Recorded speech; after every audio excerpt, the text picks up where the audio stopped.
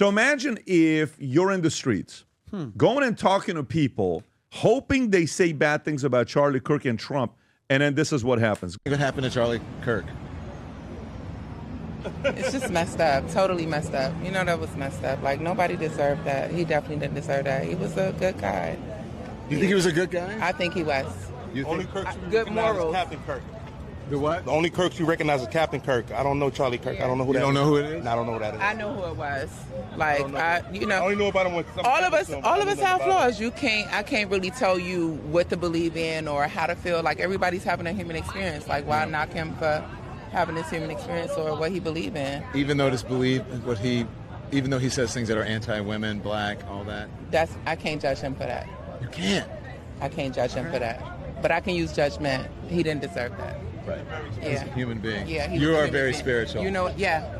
You can't sound go like, left. I can't go left with that. No, you sound like, you mean left, going Yeah, left, like, not left. because I'm right. humanity. Yeah. I'm humanity and love first. No, I love that. So the first person I spoke to here didn't want to be on camera, and he said, I can't judge him because I'm not God.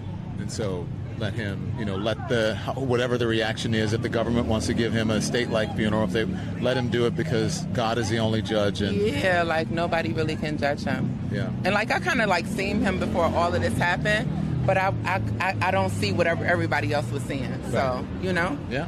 Yeah. Hey, that's how you feel. Don Lemon is back at it again with his man on the street stunts. Just days ago, he popped up in Baltimore asking locals what they thought about President Trump's plan to send the National Guard into crime-ridden cities. Lemon was convinced the people would slam it as government overreach, a power grab, an authoritarian nightmare. But to his shock, almost everyone he talked to backed the idea. They weren't buying the spin, they wanted safety, and it threw him completely off balance. Now the same thing's happening in New York City, but this time the topic is Charlie Kirk, and here's where it gets wild. New York is deep blue territory with 67% of the city voting for Kamala Harris. On paper, this should have been an easy win for Don. He thought these folks would echo his outrage and maybe even cheer on the hate. But nope, person after person told him the same thing. No, I'm not gonna judge him. No, I'm not gonna celebrate death. Imagine the look on his face when people refused to dance to the tune he was playing. That's not the reaction the media was banking on. One of Don Lemon's big moves was blasting out this clip of a pastor preaching in church over the weekend, and the message was straight up ugly. The pastor went off, calling Charlie Kirk evil and a horrible human being, even saying it was disgusting that people on the right were mourning him. That's the kind of rhetoric Don wanted to amplify, hoping it would catch fire. But here's the twist. People aren't buying it. In fact, tons of folks are speaking out against it, and the pushback is loud. What really stands out is that so many of the voices clapping back, especially on TikTok, are minorities. And that matters, because historically, minorities leaned heavy toward Democrats. But under President Trump, that's been shifting big time. This message is mostly directed at Don Lemon and those that are against the funeral procession of Charlie Kirk. Don Lemon said, why does he get a funeral by the state? Well, Don Lemon, we give two shits about what you think. We really do. As a matter of fact, we could spend $1 billion on Charlie Kirk's funeral. I wouldn't give two shits, and most of us would not, that know who Charlie Kirk really is. Don Lemon, did you have this conversation with your people when you guys were tearing out the country concerning George Floyd? Were you talking about all the money that it cost us to rebuild these cities? George Floyd was a nobody. George Floyd had no honor. See, Charlie Kirk is getting buried in the way he is because he is a man of honor. You choose not to believe that, that's on you.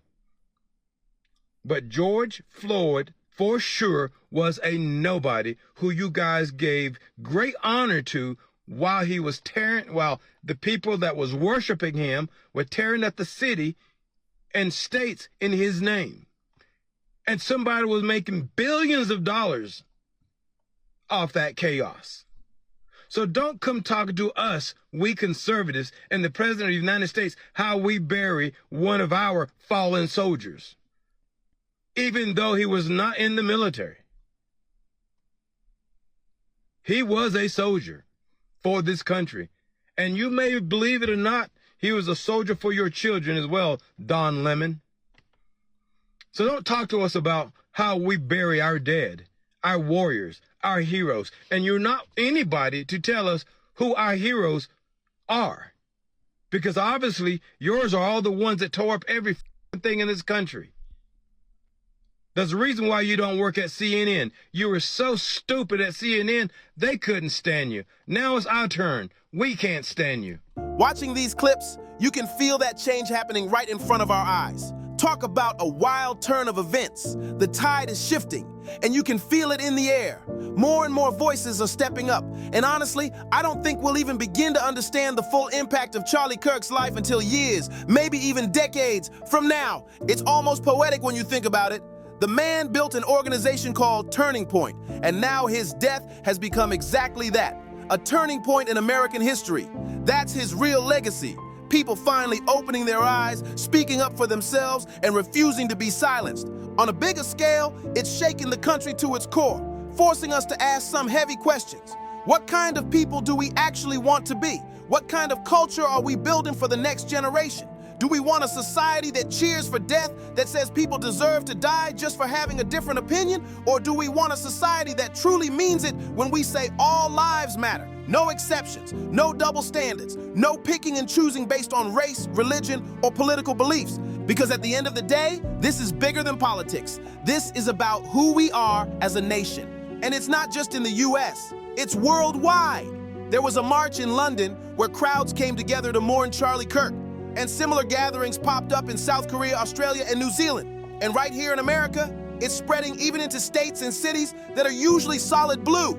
Take Huntington Beach, California, for example. Turning Point posted video from a vigil there, and the turnout was massive.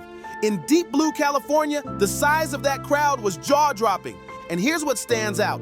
At every single vigil, whether overseas or here at home, you'll notice the same thing. No riots, no violence, no looting, no cars set on fire, no police officers attacked. Just peaceful mourning, people showing respect without chaos or destruction. That alone sends a powerful message. People aren't talking about Republican versus Democrat. They're not even centering the conversation on Charlie Kirk's political career. Instead, it's something deeper, a shared moment of mourning, a collective recognition of humanity, and a refusal to let death be twisted into division.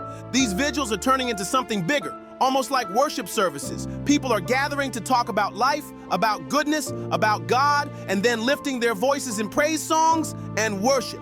Honestly, it feels like the spark of a revival breaking out across this country. But here's the dark side. As crowds come together to mourn, some on the left are showing their true colors. In Utah, one guy charged through Charlie Kirk's memorial, running across the site, kicking over flowers, and tearing down balloons. He didn't get far. Police arrested him, but the damage was already done. And it doesn't stop there. Even private memorials set up on people's own property are being attacked. In Colorado, one was literally torched, set on fire, for no reason other than hate. What happened to Charlie was unspeakable, you know? Everyone is destroyed over this. So Michael and his family created a memorial along their fence to honor the slain CEO of Turning Point USA. But late Saturday night, vandals lit the display on fire. When they burnt that fence, that fire could have went into that house and it could have really harmed somebody. It's the rhetoric. It's what people are being fed. There's so much hate in this world, and we need to stop. The vandals also broke the back window of the family's SUV. Neighbors have rushed to provide them with support. I saw the damage that had done to my friend, and it ruined me. When we quit communicating with each other, when we stopped the dialogue, and we didn't, then we just dehumanized each other. The family spent time repainting the memorial.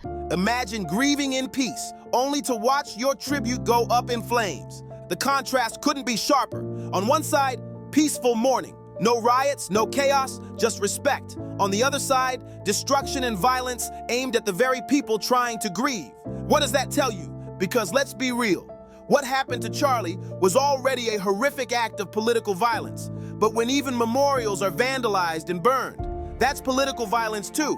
And it shows just how far some are willing to go. That's dangerous territory when people start vandalizing private property. Where does the line stop? If you're willing to smash up flowers and burn memorials, what's next? Do we move from property to threatening someone's safety, their physical autonomy, their life? That's the slippery slope we're sliding down, and the left seems determined to keep shoving us further along it. And it's not just Utah or Colorado. The same thing went down in New York City, deep blue territory. The NYU College Republicans held a simple memorial for Charlie Kirk, and guess what showed up?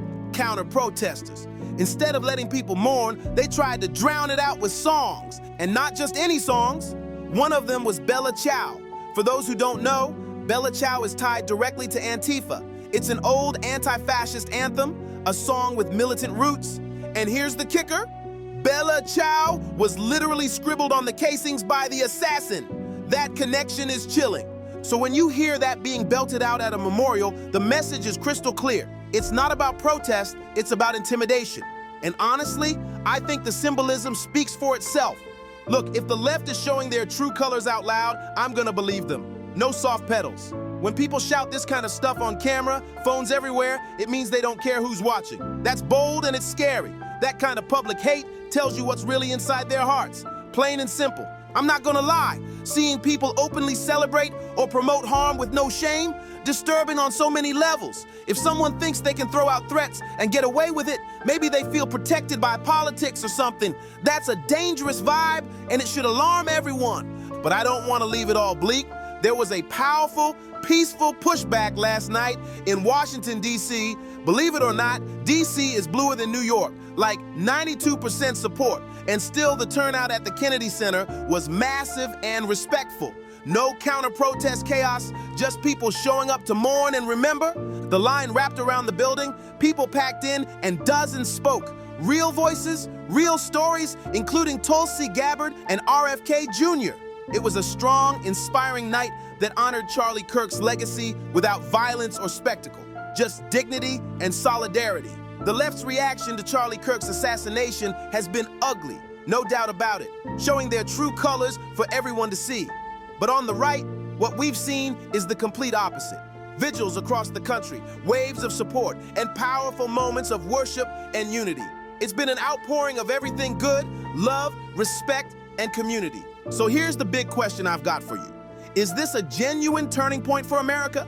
Could this be the moment the conservative movement finds new energy, new fire, and starts shifting the culture in ways we haven't seen in decades?